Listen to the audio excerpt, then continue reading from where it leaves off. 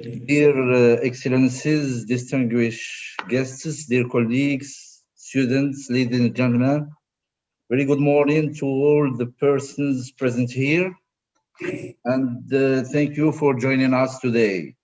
It's a great pleasure for me to open the fifth International Conference on Cloud in Computing and Artificial Intelligence and to welcome the participants here to exchange experience and work together during this three-day conference. This conference on the exciting fields of cloud computing, artificial intelligence, and their applications. This year, this conference is completely conducted on digital platforms due to COVID-19 pandemic.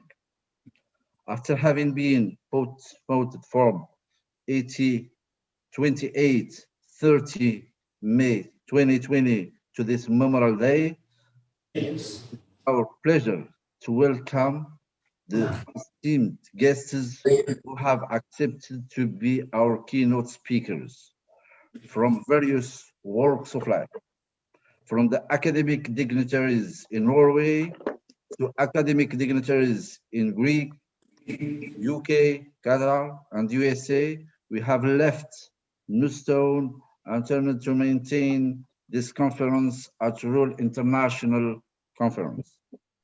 Like every year, the theme of this conference keeps changing, and I understand the orientation of both steering and program technical committees to add artificial intelligence to cloud and computing as a second important new component for the first time of the history of the international conference. Indeed, the interaction between these two intrinsically linked themes no longer needs to be demonstrated.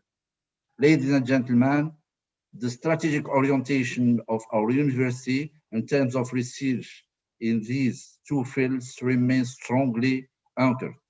First, Mohammed V University in Rabat was recently committed to an effort to modernize its cloud infrastructure, positioning itself as the public university with the largest private cloud in terms of processing capacity, storage, and using hyperconverged technology. Today, we can proudly say that our private cloud infrastructure can host all the digital activities of our 85,000 students, especially during the critical period when teleworking becomes imperative and that distance learning is no longer an option. Indeed, we managed to produce for our students a working environment similar to that of distance learning platforms available on the cloud by allowing students to benefit for free remote access to the private cloud of the university, thanks to the laudable efforts of the Supervisory Ministry, the National Agency of Telecom Regulation, the Digital Development Agency, and the telecom operators.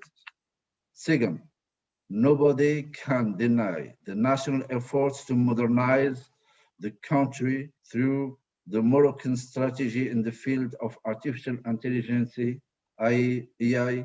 The extremely rapid development of its potential is driving us through a real digital revolution.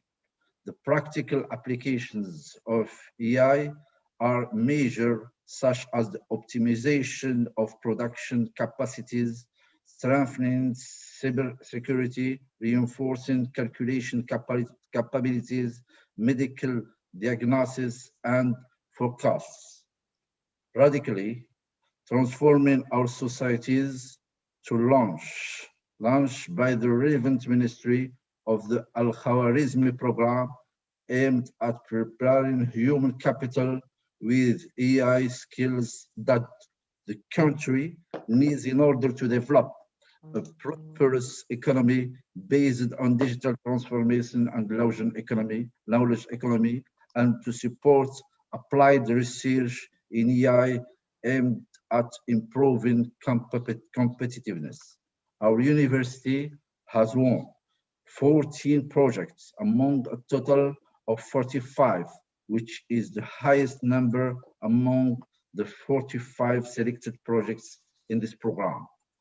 I hope that researchers will be able, during the presentation of their paper in this conference, to make connection with those national priorities, making evidence of the practical use of their applied research. Ladies and gentlemen, let me also take the opportunity to congratulate the organizer of the choice of the keynote speaker and the subjects of their presentations. Some of the keynote talks do not stick to cloud computing or AI by turn around the related themes and such and secure blockchain ecosystem, smart cities, smart farming, machine learning, and high performance computing. With the HPC mentioned, let's go back in the memory to 2018, which saw the organization of the first national HPC days here in Mohammed V University in Rabat. One can proudly affirm that this national project currently hosts in the premises of the National Center for Scientific and Technical Research, was born in this university, including technical and engineering dimension of the solution. Today, Moroccan researchers are provided with a remotely accessible high-performance computing infrastructure through the National Academic Network, Marwan. Many of our scientists and engineers in Mohammed V University in Rabat can play a key role in building capacity of HPC in our country and in development expertise around cloud services or cloud-based intelligence remote patient monitoring. For example, with high-level patterns, whether at the national or international levels. I expect that some of them are with us today. This will enhance Moroccan actors and in promoting the upgrade of an innovative, productive fabric capable of taking advantage of the various socio-economic opportunities that AI offers, combined with cloud computing in partnership with key actors such as the Ministry of Industry, Trade, Green and Digital Economy, and the Digital Economy Agency. Ladies and gentlemen, conferences such as this one provide a valuable opportunity for research scientists, industry specialists, and decision makers to share experiences. Like every year, the conference hosts many events such as debates, pick and speak, public speaking, current writing, and other such knowledge enhancing activities for all the professors and also the doctorate students who have signed up for 3 days event. The only difference for this conference is that the entire conference will be handled digitally. The major outcome that we expect from this conference is a national and international framework for the applications of cloud computing and AI around the world. Our aim also is that the discussions will enhance the efforts for global code of conduct and best practices in AI field and beyond, applied to cloud computing around the world, with events such as debates and public speaking. The major outcome of this conference has always been the betterment of our students. Like every year, Our hope is that students participate in such activities in a large number and make this conference a successful one. Ladies and gentlemen, the field sometimes mentioned in discussion the opportunity of continuing this series of international conferences on cloud computing is that the field may be dimensioned in the interest. This option is clearly eliminated when one sees the great number of activities organized around the conference. We felt that the recent introduced confirmed special sessions dealing with smart farming, AI and its applications are very interesting. Also, both workshops on advances in blockchain and Internet of Things technologies and advanced data management in cloud environments will provide a very positive impact of the whole event. I have to extend further thanks to the partners and sponsors who greatly helped in organizing this conference. First, our international partners, Vrij University of Brussels and Université de Mons, with whom our collaboration links I hope will be strengthened. Second, our national partners, the National Center for Scientific and Technical Research. And at last, the linchpins of this event, the National Support School of Computer Science and System Analysis, in deep collaboration with the Moroccan Association of Cloud Computing. Last but not least, I am grateful to the many experts members of Technical Program Committee who have contributed by their involvement to evaluate submitted papers, sharing by the way their experience.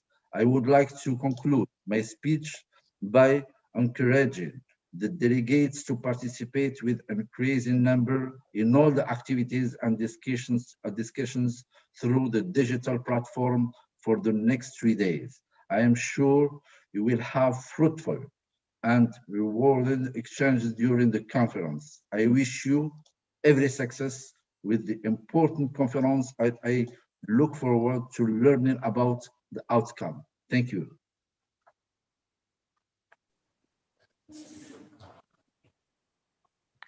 Okay, thank you.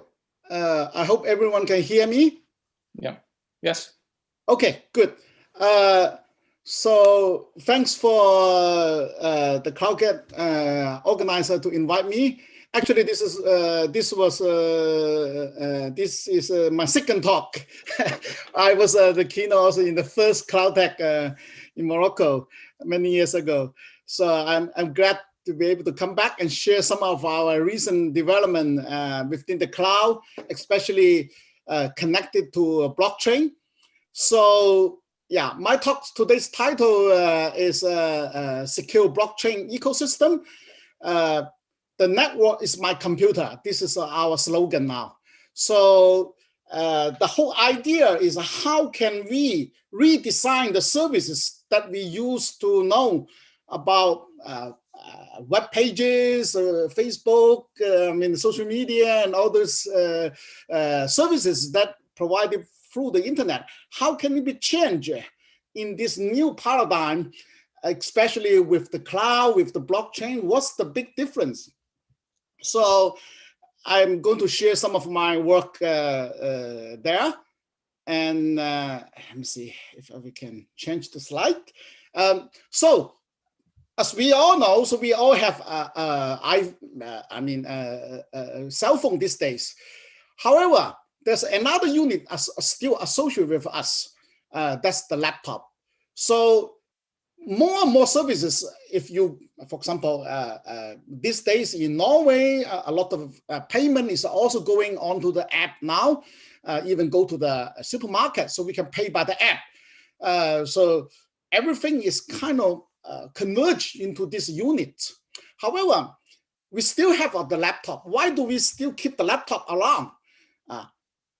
One of the big reasons is our data are still in that laptop. So we are still comfortable that data is in the laptop, and we can still use that laptop to process our data.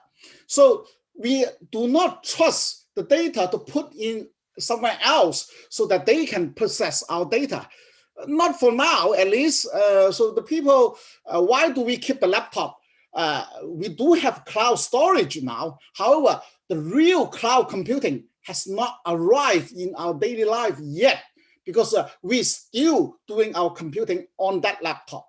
So our ultimate goal is that in 10 years, we have to change this.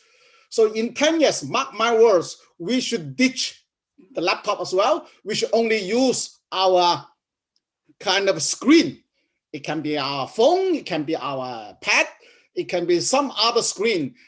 And then all our computing will be happen through internet somewhere around the world. It could be cloud, it could be edge, it could be somewhere in between. So that's our goal. So how do you do that? I mean, of course, we have all this technology. I'm not going too much into the detail there. But in EU, we know that many years ago, they already put up these 5 big things that we have to focusing on in order to boost the digital innovation to reach the industrial 4.0, right? 5G, cloud, IoT, and then whatever big data and data technology, and then security with GDPR enabled. So all these are very important.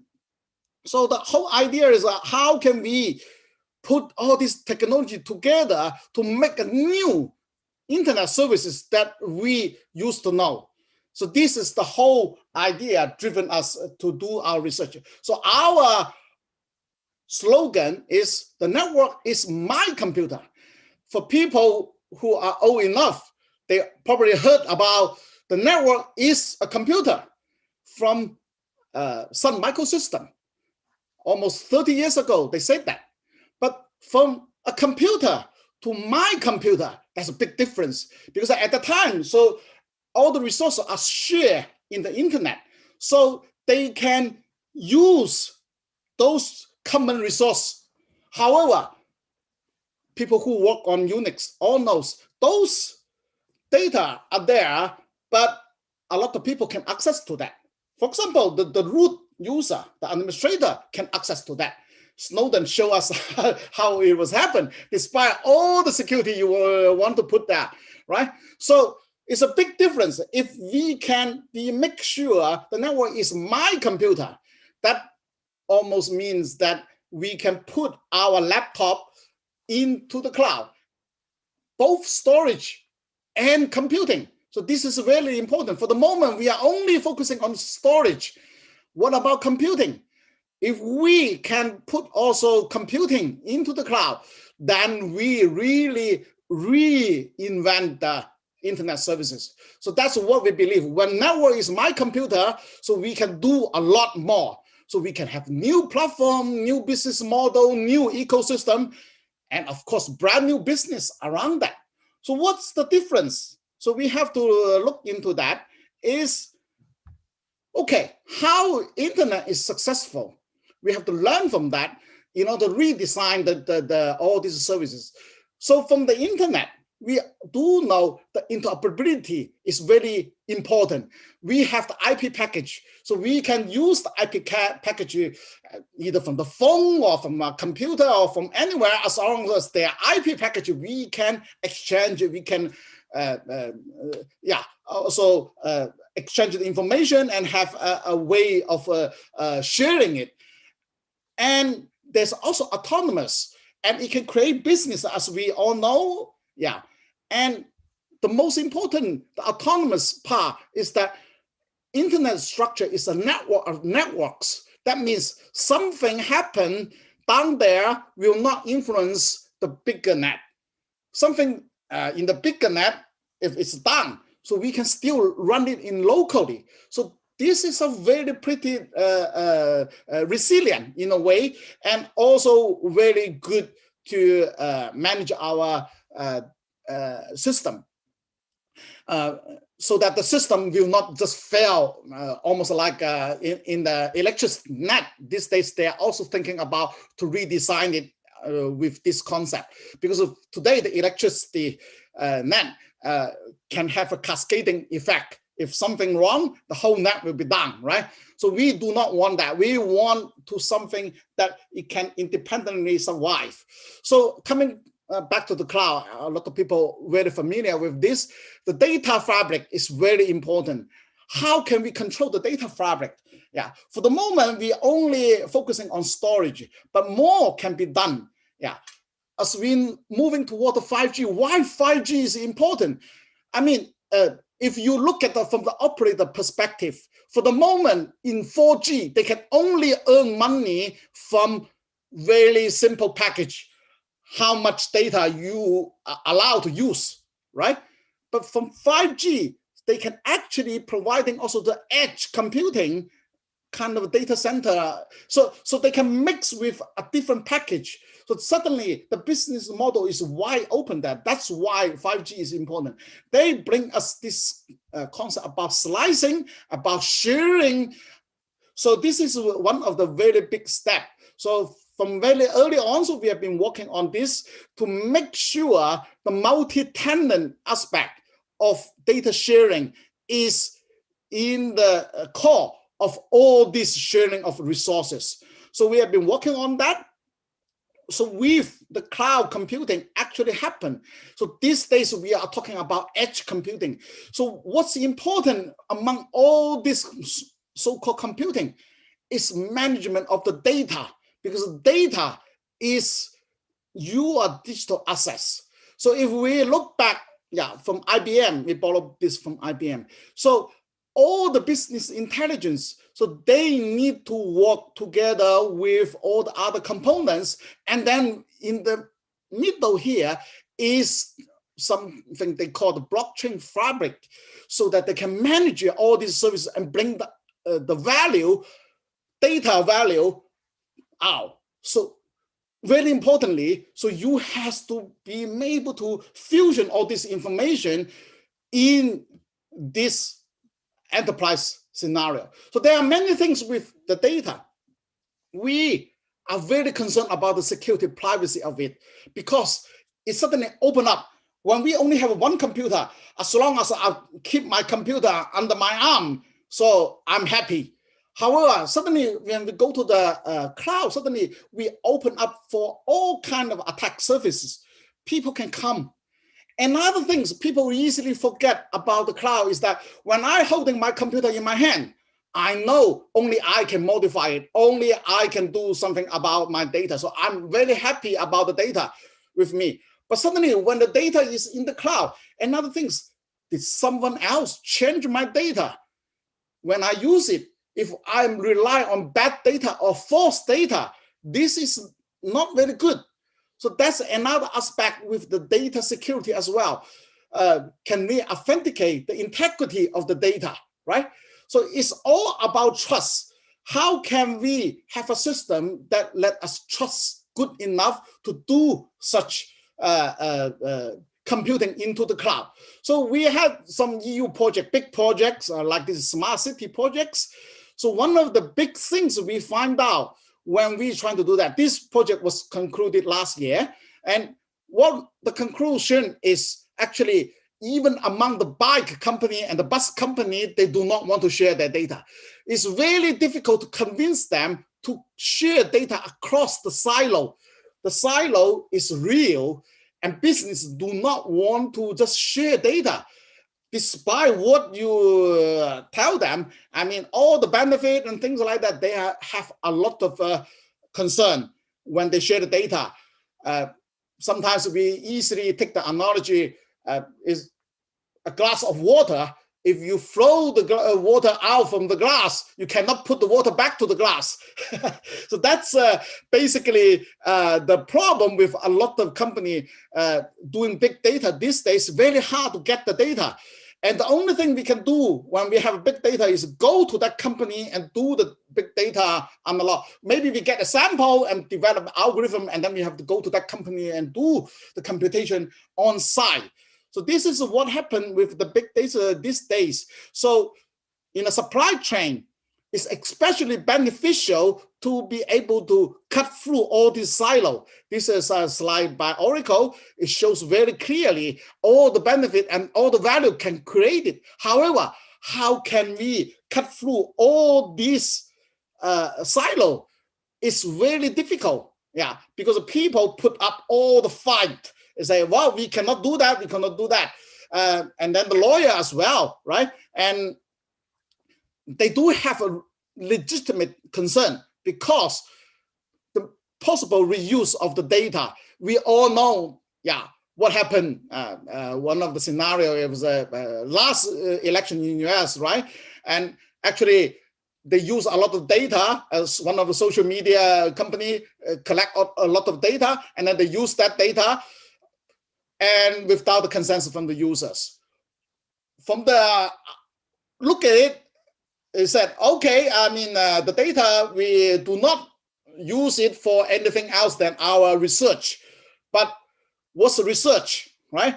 And all this concern is real. So how can we actually make that happen so that people can trust to use the data? We had another project that I believe I actually presented in the first Cloud Tech is about this cloud accountability projects. So at the time, we are together with the GDPR teams, the lawyer teams, and the SAP and HP, working on how to secure the cloud services. That was very early on from 2012 and to 2016. And this project ran at that time. So at the time, so we want to track the data among all the subsidies services. So at the time, we think, okay, only a trusted party can help to monitor or enable the tracking of such a data. So at the time, we didn't think about blockchain. So after that, so we actually looked into blockchain after the 2016 when the project was done. So we're looking deeper into that. So actually, blockchain can serve a very good mechanism to enable us to track the data. Yeah, at the time, we have a very simple example. For example, one of the cloud services. So we signed on a kind of agreement with them. However, many of those cloud services do not have their own infrastructure. They were using another infrastructure to providing their services. And then that infrastructure using some telecommunication provider to connect their different data center, right? And then suddenly we found out, yeah, from Snowden, for example, the prison, and suddenly there another partner that behind that we could not track. Yeah, so this is a very big concern for many companies that along the way, our data will be lost. So how do we convince them that the data will be in good hands? So this is actually what blockchain can bring us. From the 2015, this economists saying the blockchain is the trust machine. So the basic idea is that one of the big giant company in the world, at the beginning, they said, we do not want to be the evil. Don't be evil, they said, right? However, after a few years, now everyone think this company is too big. We all know which company we are talking about. We are using the search all the way with them. And they're using our data to do things to earn money, right? Because don't be evil, at the time, it's only one party to say, I say, I do not want to be evil, right? So who's to be the judge? I be the judge, right? However, is the real trust there? No, the trust is among the people, among all the party participating. So from don't be evil to can't be evil, this is a very big step, because everyone, you need to have a consensus from everyone. And when everyone said you are not evil, then you are not evil, right? So that's the idea. So how can we reach consensus among the people? Of course, consensus can have taken different shape, right? But this is the big change. But of course, at the time, they were only talking about Bitcoin. But for the moment, blockchain is evolving further than the public blockchain as we know, and it gives us a lot more possibility or mechanism to manage our data and manage our digital resource onto the net. Of course, this I do not need to repeat. The blockchain is another NIST standard. You can go there and check it out. And more importantly, it shows that, actually, we can have another name is the distributed ledger. This is more the official name in EU, for example, distributed ledger technology. So the big thing is that we are moving away from the centralized to some kind of a decentralized, somewhere in between. Of course, totally distributed, which a lot of people want, it will be very hard to reach, because how do you reach consensus in a totally distributed way? I think more and more we are focusing on decentralized. Decentralized is the figure in between here, which is more feasible, because a lot of business actually these days are also organized in this way. Even United States, for example, they are organized. Each state, they have their say, and then they have the consensus in the federal government. So think about this. In the internet services, we are using this first centralized way in a lot of applications. For example, today, if we go to our web pages, we will go to one server, and that server will delegate us to further into their resources. If we using some social media, we are doing that as well. We are also doing for the search. All kind of internet services today are very centralized. So can we move the model from this centralized way to also decentralized way? So this is very interesting work ahead for us. When that happens, it will bring about the new norms of how internet service can be provided. We do not say the centralized way is totally useless. I believe that there will be new way and new business model with the decentralized way. So if you look at this document from EU, so-called blockchain for EU, mainly again for industrial transformation, it lists up all the features. I do not want to repeat all these blockchain features, but decentralized is the number one. And replication, transparencies, timestamping, immunity, and signature. But a lot of people easily forget. Actually, the last one is the most important one. It helps us to automate the data processing with smart contract. This is the real power with blockchain, I believe. So with this in mind, so we are focusing on how to use this blockchain to manage some of our services, so that the services we can trust, we can rely on, so that we can remove our laptop in 10 years. So this is our ultimate goal. So another thing, people easily mix all the blockchain together. They believe blockchain is one thing. Actually, blockchain is a concept, okay? There are public blockchain representing by the Bitcoin and all those other things, but more and more people, when we're working on this kind of digital assets management, so we are focusing on private federated blockchain. This is the best that we can use to manage our digital assets. And we should also customize the blockchain for our own use. We should not rely on one blockchain to solve everything. So it's very important to launch different blockchain, and they can talk to each other. As we said, just like internet, we should have our own small net, and that net can be talked to another net. So this is the way that it should happen. So come back to this. So we want to redesign the services so that it's not just centralized, but decentralized, so that they can reach consensus through their agreement beforehand. So if you look at the Gartner's curve for blockchain, really interestingly, a lot of things that you already heard about 100,000 times about the mining and things like that, those are actually less important because they are so mature. more important for us as a researcher are those on the rise. So we are, well, a lot of things are on the rise, zero knowledge proof and distributed storage, all those things that we do not want to go. We focusing on how do we use blockchain to manage our services. This is the things that is really interesting and can change the landscape. So looking back, why is it important for business point of view? So actually business today is like this. It's a mess. Yeah. So like if you want to get a loan, you have to go to all the banks and talk to them and find out which bank will give you the loan, right? And they might have a common platform behind them and talk to each other. But in a federated services, what we want to do is you just go to one platform, okay? And you tell them, I want a loan. Yeah.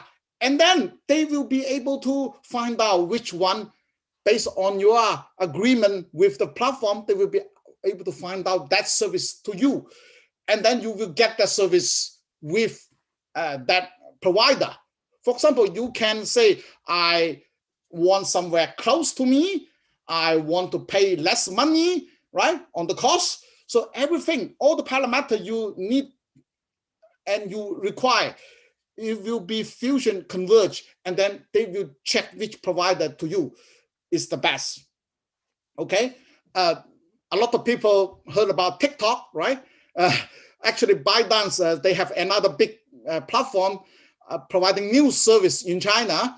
So what they do is they have different channels, and all the channels, they can providing the services into that platform. And so from that one app, so they actually go to different channel, and those channel, they hold their news, and those news will be passing through the platform to you as a user. You do not need to go to each individual channel to try to get that news, right? So this is the power of so-called federated services. And of course, Libra, although they were not allowed to eventually launch the service, but the concept behind it is also something similar. So all these partners, they federated together and say, we will providing this service. So for you, you just go on this app, and then you say, I want to do this. And then it might be one of the partners that providing that for you, right? So this is the way. So we have been focusing on doing this since 2017 and in 2018. So actually we got 2 innovation prize from the EU. I can briefly talk about that. One of them is BitYoga. So we are working on providing a blockchain for social good so that we can allow to control the data. And we are using the social media platform as a demo. So this is an ongoing project so-called Articoff. So our idea is that the social media should not be just one provider so that they can manage all your resources. It should be many providers, and they can provide their channels, and then through this platform, so you can select which one you want to watch. Yeah. So in this, so we are demonstrating, so we can share, we can trace, and we can control the data, so that you, as the owner of the data, have always the say how this data should be shared on the fly. You can even take back the data when you decided not to share with a certain party anymore. Yeah. So this is the patent. Actually, we just a couple months back, so we received the EU approval on the patent as well. So we are demonstrating this on this. Another that we got from the Data Uniter is about different blockchain network. So they we call the blockchain network. So different layer of the blockchain, so they can talk to each other and they can interact with each other. So in this case, we are actually engineering using the camera, so that different cameras, so their lock of data can be interact with each other, so that we can find out the right sequence of the event happening. If a car passing through all the cameras, so we will be able to find out what's the sequence, which camera should be the first one to be shown, and then which one will be the next, so on and so forth. Yeah. However, we're still facing a big problem. Yeah. So these days, when we working on big data, people are very used to so-called big data center, merge all the data into big data lake, right? So if you look at all the data center building these days, gigantic data center, especially in Sweden, in Denmark, we have the Facebook data center, we have the Google data center, all this data center coming to EU because the European requirement. Yeah, of course, we also have big data center in Ireland and things like that. However, the big problem for many users is that when we infuse all this data into this kind of big data centers, actually we lost control of this kind of data because someone else is managing your data, right? So a lot of people are afraid of moving this data. And a lot of services is always like this. If you do not put your data with us, we cannot provide the service to you, right? So actually, in Hadoop, people work on big data, all know Hadoop. One of the fundamental philosophy there is moving computation is cheaper than moving data. If you haven't learned that, you should learn it today. Yeah. So the whole idea is that we should bring the computation to where the data is. We should not move the data around. This can actually help us to solve also one of the security privacy issue, because the data is best stay with the person who owns it, at least in the system that they can trust. Yeah. So because they know the data, they can also manage the quality of the data. They can also be sure the data about the integrity and everything else that we mentioned earlier on. So that's the fundamental philosophy that we have been working on in recent years, is that coming back to this slides about the edge computing. You should allow the computing to happen where it's most suitable for you as a user. Also for the data owner, they are very happy to provide that at the place that they can provide the services, because they can also earn money or at least credit on it in a way that they can exchange for something else. Yeah? Today, we can only have a binary choice. Either you share or do not share. There's nothing for you after that. So in our system, so we will be able to share it dynamically on the fly, and you should be able to have some kind of credit on it. So this has been something that we have been working on. So we recently also proposed another patent. Yeah, there's also a paper. It's called the Totem, and you can search on IEEE and find that paper. It's called Token for Controlled Computation. So there's a lot of detail there, and so the idea is, again, coming back. So we should build a blockchain managed token so to manage our computation. So that's very interesting. Of course, when we're talking about computation, sometimes it will be very good if we have the multi-party computation, but that's a lot more difficult to do. So these days we are more focusing on multi-party distributed key management, so that we can manage the key in a multi-party, multi-access tenant way. But actually, yeah, I can talk for hours about this. There are a lot more challenges behind it. I can just, originally my slide have more detail, but yeah, basically, how do we share the incentive? Yeah, so almost like the airline, they have co-sharing, and they have to break down the money. And also as the mobile phone, when you're moving around different countries, they also have that. So in order to have a federated services, you have to have a good share incentive system so that people all see that there's an incentive for me to join. Yeah, so there's also interoperability so that you can change from one provider to another. Another really important why 5G will be bring about the big changes, the low latency, high throughput, right? However, we're facing another things. It's not everything can be done in parallel, right? A lot of things depend on each other.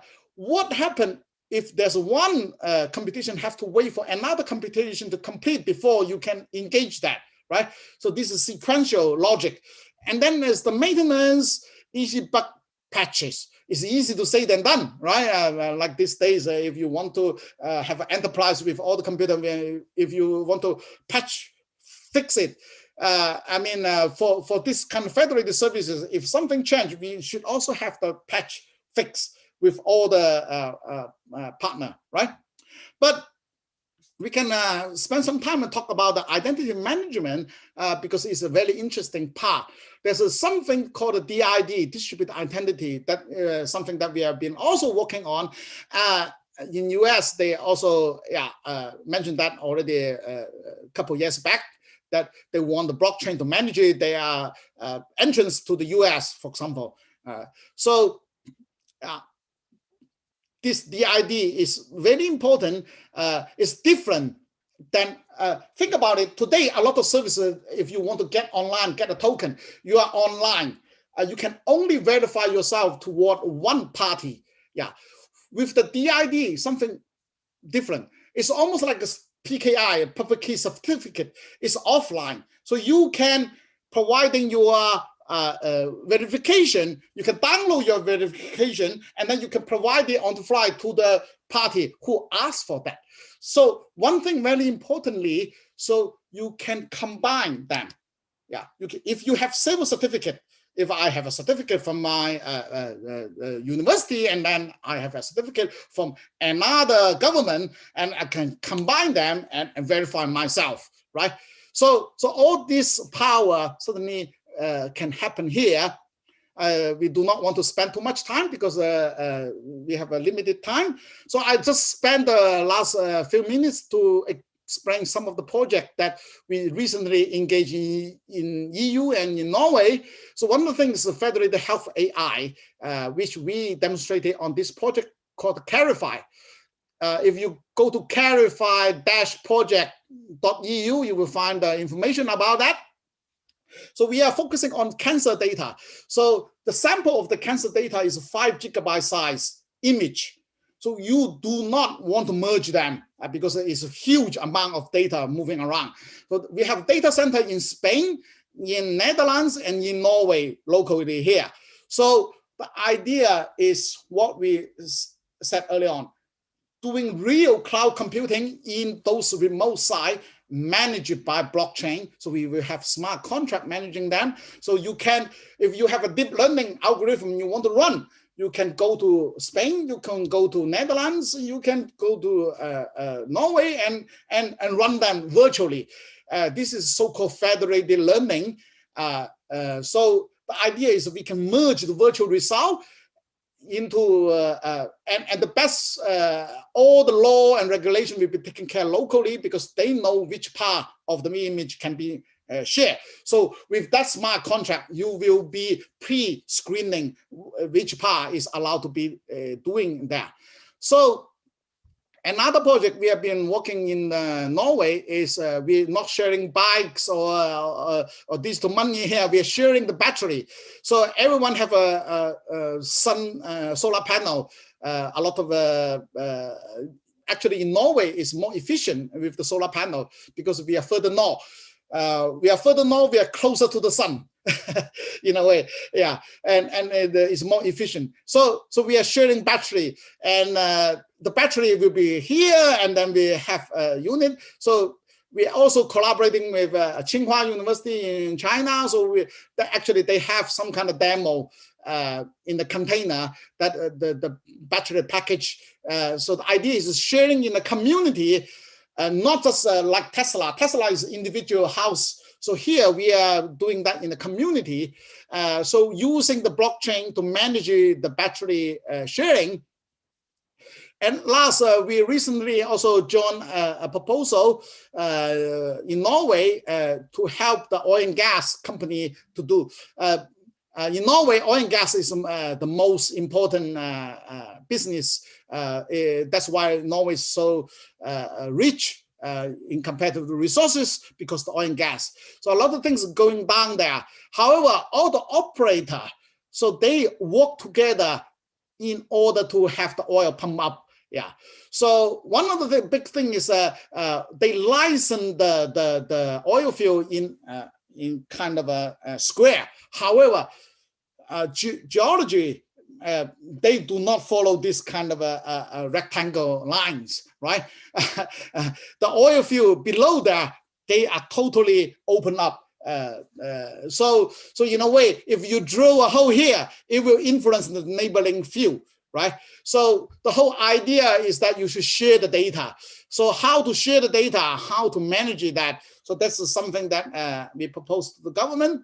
So the idea is again in saying that you as a user, you can come here and ask for some kind of services.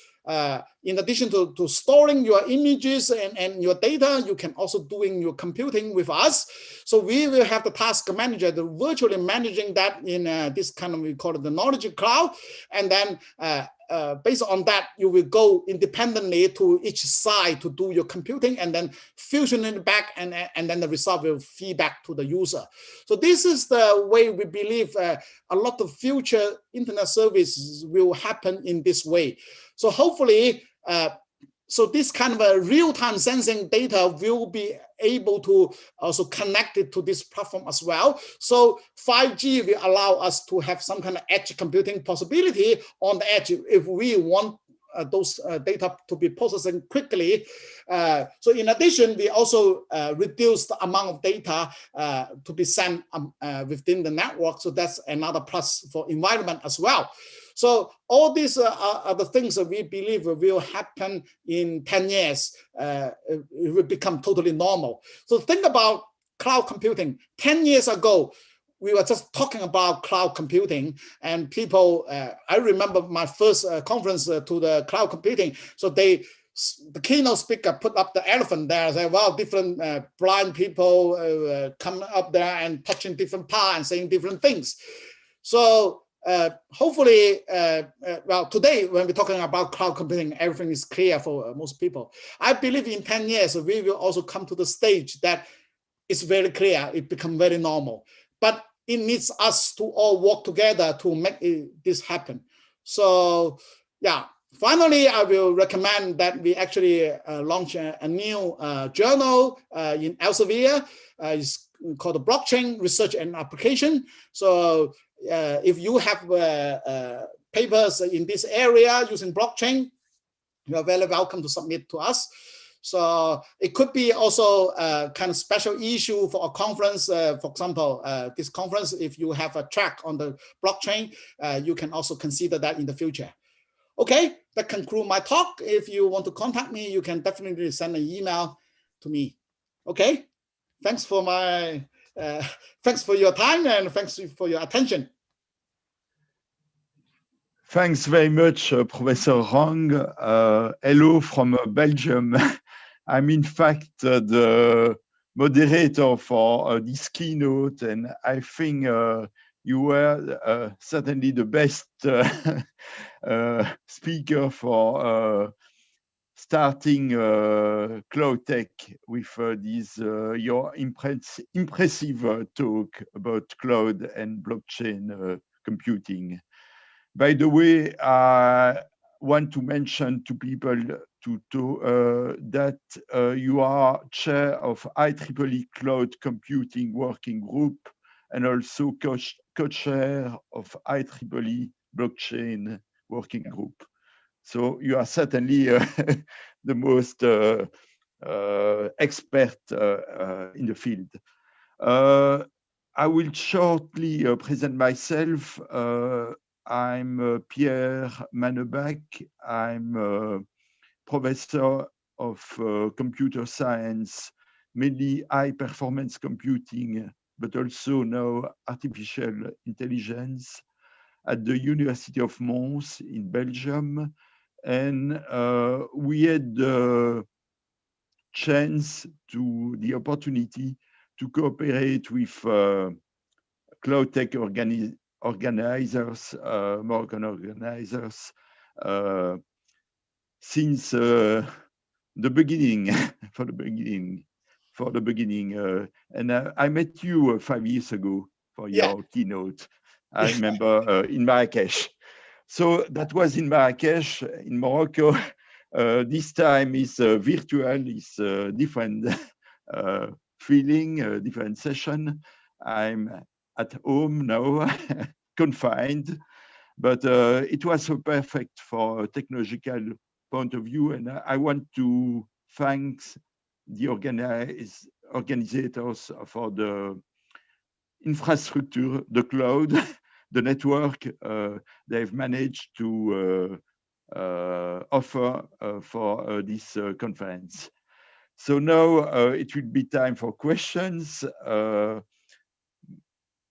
I will just mention that I remember the motto of Sun, the network is the computer.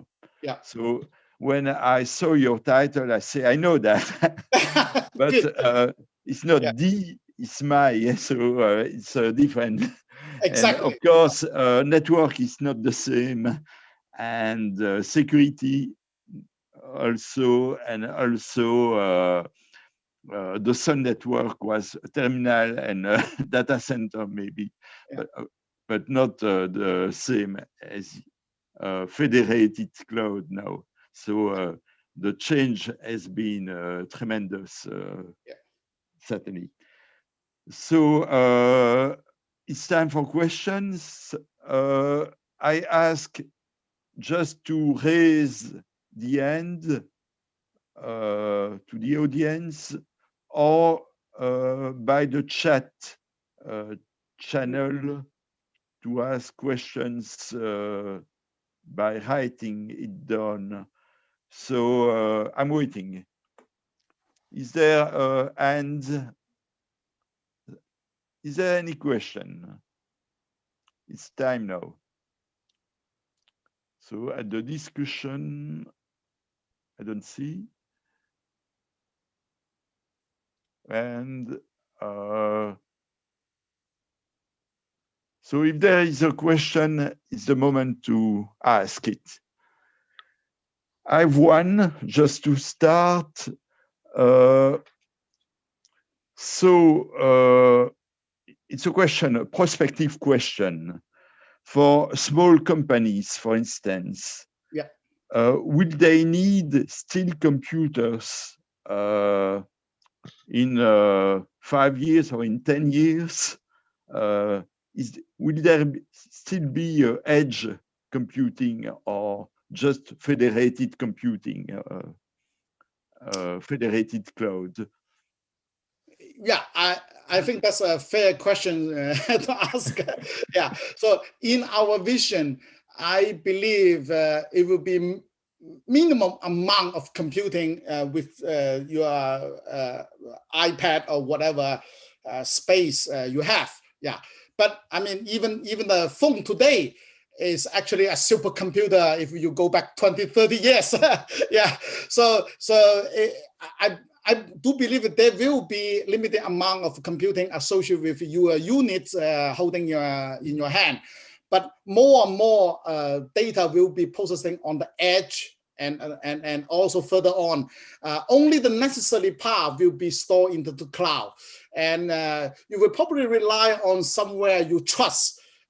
It could be locally with you. It could be also with your organization, and it could be cloud services if you trust that enough, right? So in that sense, it's fairly flexible. But I do see that in the future, we probably should move away from our laptop, because there are a lot of things associated with it. All the upgrade actually is not cheap, right? I mean, you buy whatever laptop these days, in 5 years, you probably have to throw that away. That's a lot of waste as well. So in a way, it's better to have that somewhere near you so that people can share that.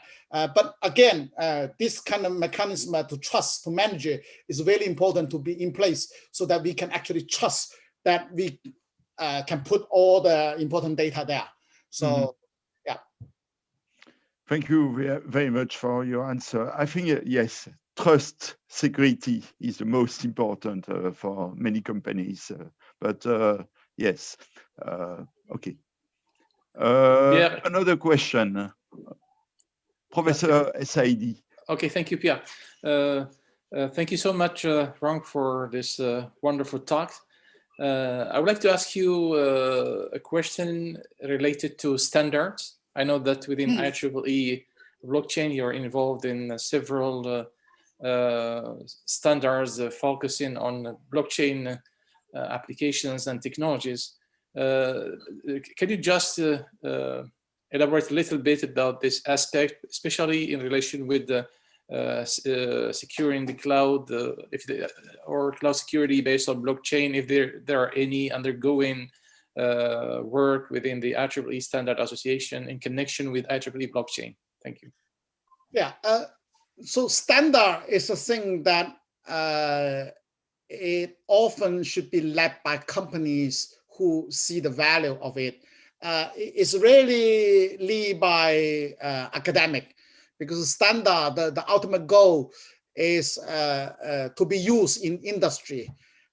So it's very important that we have company who wants to lead that, and security is a very sensitive issue, of course.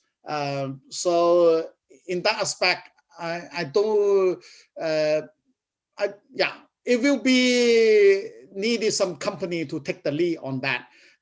So I do know there are a lot of blockchain standard associated with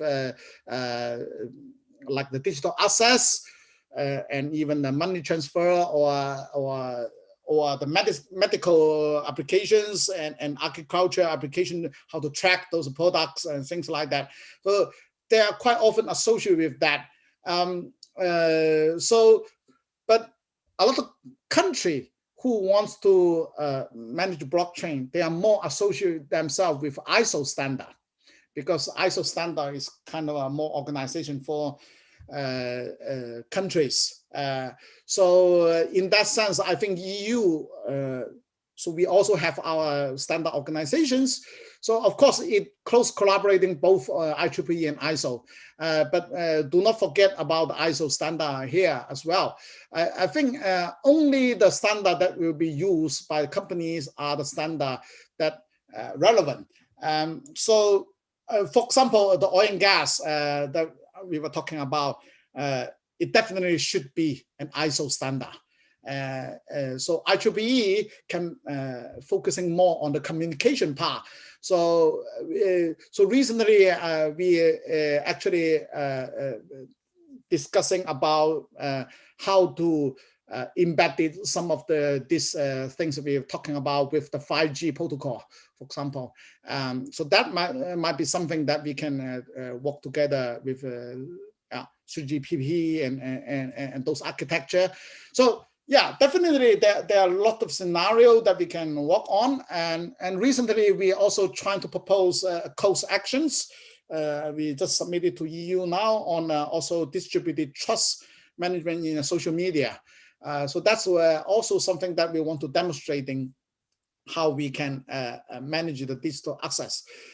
So definitely there are standards that we can propose, but we need some company to take a lead because that's, in case you do not know, IEEE, the biggest revenue comes from IEEE standard.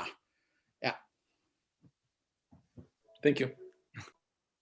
Thank you. There is another question of Professor Karim Baina. Maybe can ask. Yeah, I see that. Directly. So the question, the question is, what's the future of Hadoop big data lake architecture in the new transition of a multi-cloud, local edge cloud, and blockchain distributed vision? Oh, I think it's there's no conflict there at all. Actually, we are working closely with the Hadoop architecture. So the whole idea is actually enabling all those computing, remotely. That's exactly why we bring up the Hadoop. So we do not believe a huge data lake will serve everything. Rather, as long as you have that data lake, whoever trusts enough to put their data there, they can just stay there. we should not have another services that you have to just move all the data to there before you can compute, right?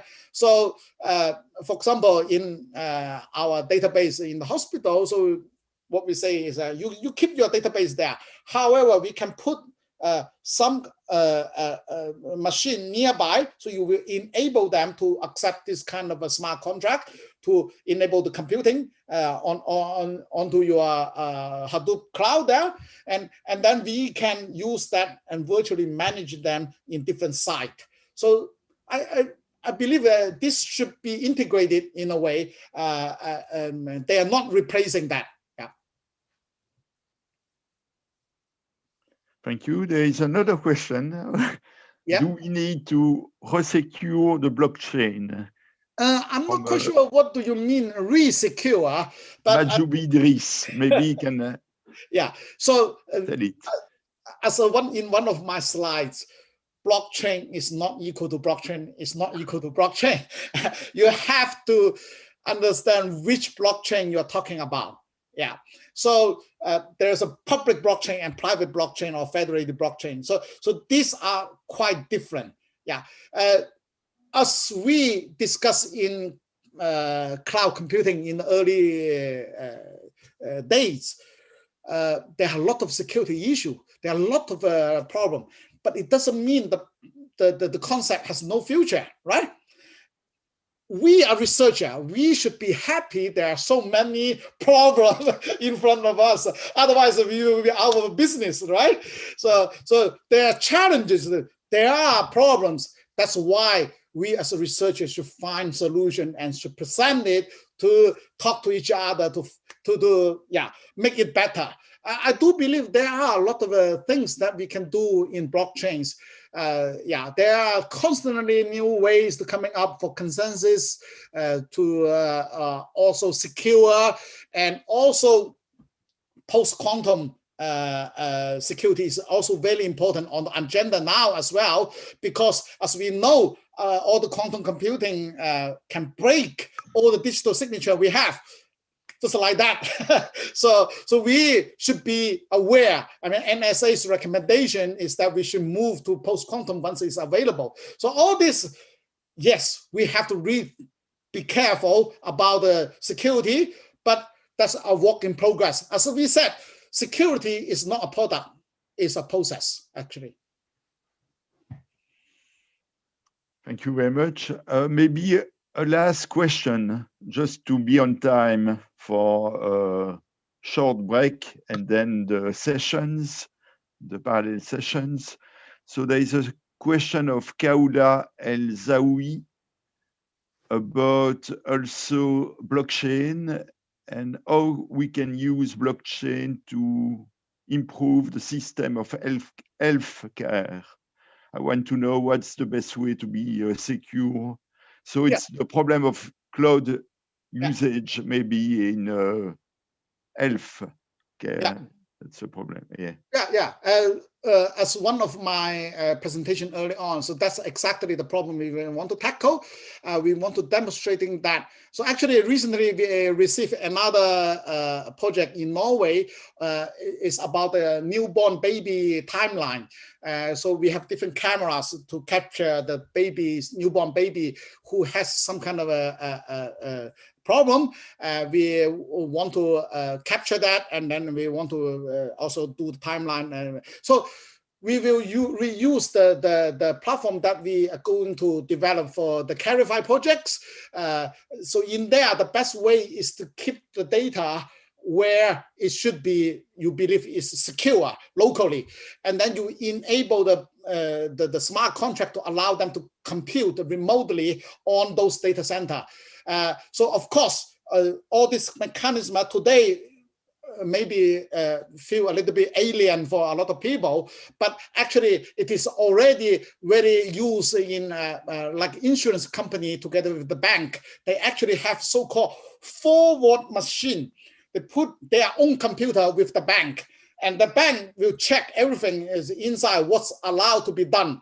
and only the things that are allowed to be done can carry out on that machine, for example. So there are things like that happening physically. So what we are doing now is actually basically take this module of trust virtually, so that you can also do the computing virtually by managing by blockchain with all these smart contracts. So this is a totally digital twins for what's going on in many cases. So I do believe that with this kind of solution, so people are more trust to the system, and they will share more data, because the data are still under the control of the owner, and they decide whenever want to share or not to share dynamically. They can even take it back as GDPR required, and then you can trust the system.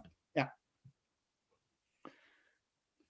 Okay, I think that will close the keynote session. Thank you very much again. It was wonderful to have you as a presentation and first keynote. And I hope we will meet again physically sometime in Morocco or somewhere else for our next CloudTech. Thank you. Or I will go to Brussels. Okay. Yes. Yes, it's not far from me. Yeah. I'm just one off of Brussels. Yeah. So I think for the program, there is a short break. Maybe Mustafa or Mohamed can talk for that. And then there will be the session at 10:30, yes.